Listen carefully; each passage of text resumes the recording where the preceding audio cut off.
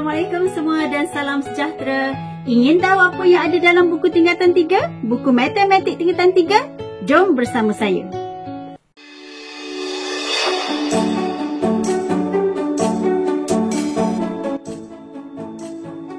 Ini adalah buku matematik bahasa Melayu tingkatan 3. Buku ini mempunyai 264 muka surat dan dimuatkan dengan 9 bab.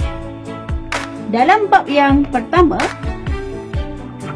murid-murid akan mempelajari tentang indeks. Di dalam bahagian indeks ini, kamu akan berkenalan dengan tata tanda indeks yang berbentuk kuasa. A kuasa N, A kuasa M dan sebagainya. Selain daripada mengenali tata tanda indeks, anda juga akan belajar bagaimana untuk membuat pembahagian dan pendaraban bagi indeks tersebut.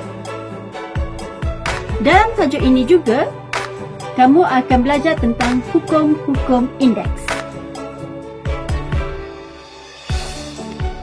Bab yang kedua adalah berkaitan dengan bentuk piawai.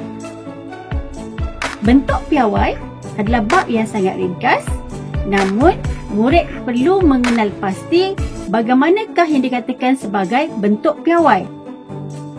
Antara kegunaan bentuk piawai ialah menulis nombor yang besar dalam bentuk yang lebih mudah. Di dalam bentuk piawai juga, anda akan mempelajari tentang angka bererti. Angka bererti. Ada angka bererti, ada angka tak bererti ke? Nanti kamu akan pelajari dalam bab yang kedua.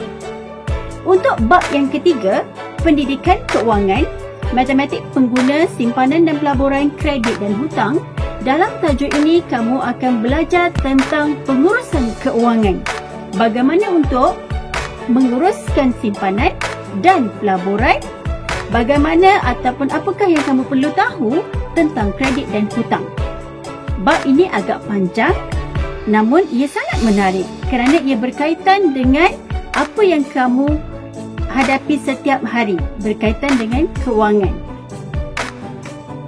Dalam tajuk lukisan berskala, iaitu bab yang keempat, kamu perlu ada set geometri. Ini adalah contoh set geometri. Di dalam set geometri ini, antara alat yang paling penting ialah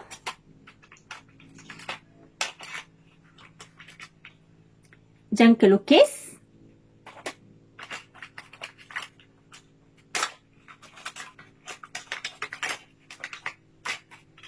jangka sudut dan pembaris. Untuk tajuk lukisan berskala, kamu perlu mempunyai set geometri. Tajuk yang kelima adalah nisbah trigonometri. Apakah yang dimaksudkan dengan trigonometri?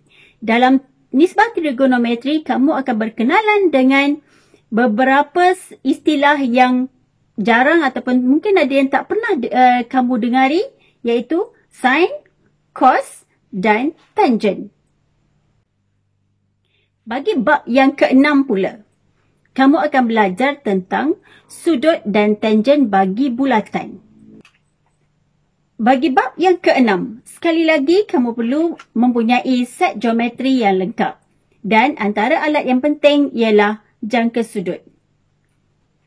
Penggunaan jangka sudut ini, kamu telah mula mempelajari di peringkat sekolah rendah. Jadi cikgu harap bila sampai kepada bab yang keenam ini, kamu telah mahir menggunakan jangka sudut ini. Bab yang ketujuh adalah pelan dan dongakan. Adakah di antara murid-murid yang ingin menjadi arkitek? Mungkin tajuk ini akan menjadi tajuk yang penting untuk kamu. Dan bagi sesiapa yang tak berminat pun, nak tak nak, kita mesti belajar kerana ini adalah bab yang ketujuh dalam silibus matematik KSSM tingkatan 3. Pelan dan dongakan. Untuk pelan dan dongakan, kamu akan banyak melukis pelan dalam sisi yang berbeza. Bagi bab yang ke-8 pula, kamu akan belajar tentang lokus 2 dimensi. Dalam tajuk lokus 2 dimensi, kamu akan dapat beberapa situasi bagi menentukan lokus bagi setiap situasi. Apakah yang dimaksudkan dengan lokus?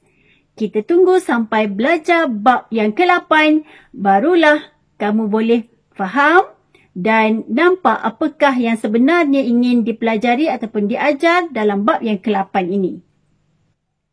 Bab yang terakhir, yang ke-9 ialah garis lurus. Untuk pengetahuan kamu, tajuk garis lurus ini berkaitan dengan tajuk bab 6 di tingkatan 1 iaitu persamaan linear. Kamu perlu menyelesaikan persamaan serentak dan di dalam tajuk ini terdapat beberapa contoh penyelesaian ataupun kaedah penyelesaian bagi persamaan linear serentak tersebut. Bab yang ke-9 ini juga berkait dengan bab yang ke-10 bagi matematik KSSM tingkatan 2 iaitu dengan tajuk kecerunan garis lurus. Jadi, kepada semua murid di luar sana, jangan lupa sebelum belajar mana-mana tajuk, kamu perlu membuat ulang kaji dan sediakan peralatan yang sepatutnya supaya kamu dapat mengikuti pelajaran dengan lebih berkesan. Sekian dahulu, selamat menonton dan selamat belajar. Assalamualaikum.